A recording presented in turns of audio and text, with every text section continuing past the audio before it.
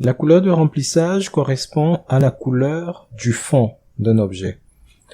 Si on prend le cas de nos objets, on va constater, en augmentant le zoom, que dans le cas du triangle, nous avons deux couleurs. Nous avons un bleu clair à l'intérieur de l'objet et sur le pourtour de l'objet, nous avons du bleu sombre. C'est le cas de la plupart de nos formes graphiques.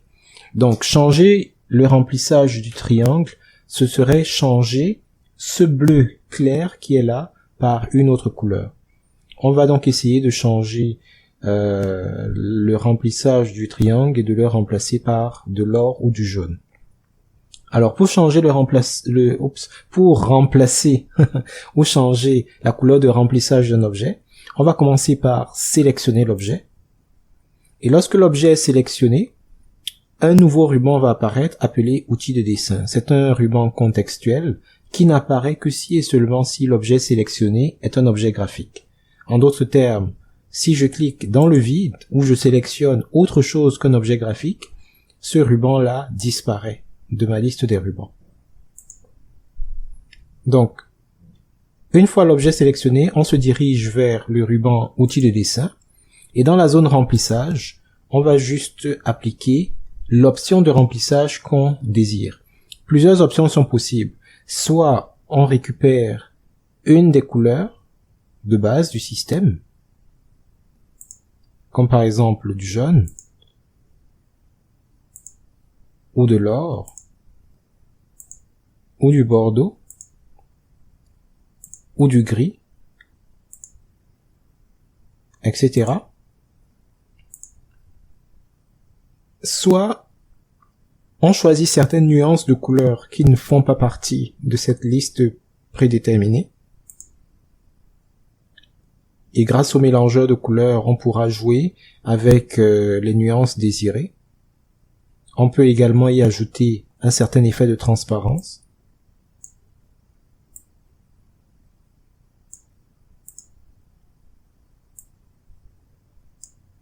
On peut constater que on peut voir au travers de l'objet.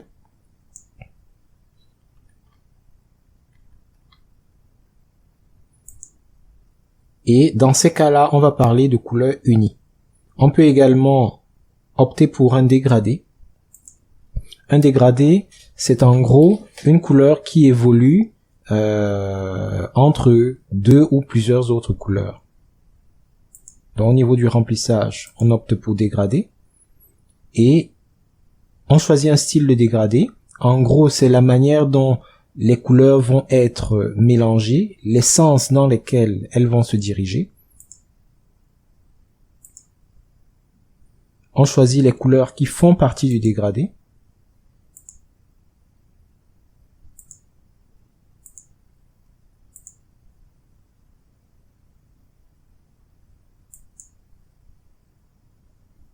On peut enlever certaines couleurs.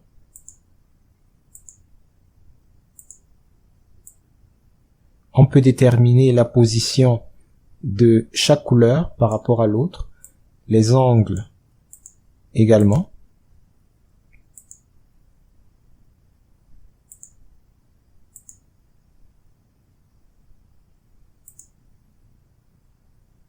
Et lorsqu'on est satisfait, on peut valider.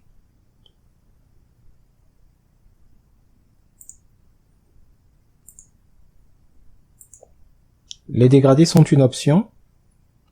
Les motifs sont une autre option. Les motifs, c'est tout simplement des formes géométriques qui vont remplir le contenu, ou plutôt l'intérieur de notre objet. Plusieurs options sont possibles. On peut choisir les options de base qui sont là, directement.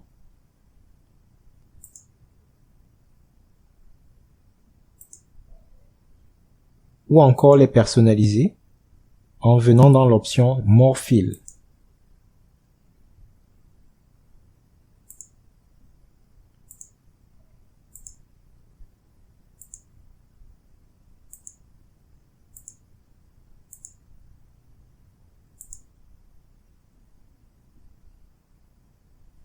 Et enfin,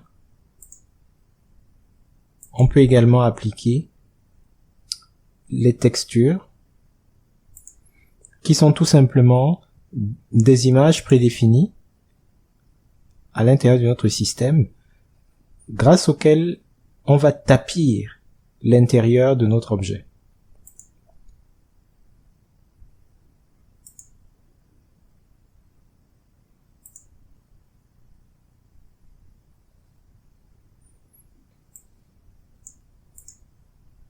Il est possible de mettre à l'intérieur d'un objet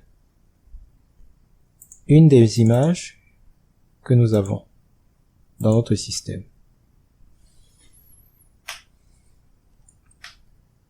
Donc, pour récapituler,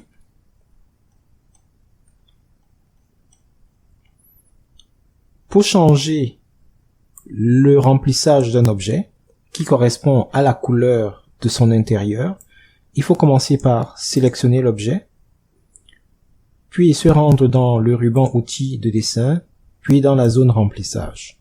À partir de la zone remplissage, plusieurs options sont disponibles, soit le choix d'une couleur unique, soit le choix d'un dégradé, soit le choix d'un motif, ou encore d'une image ou d'une texture.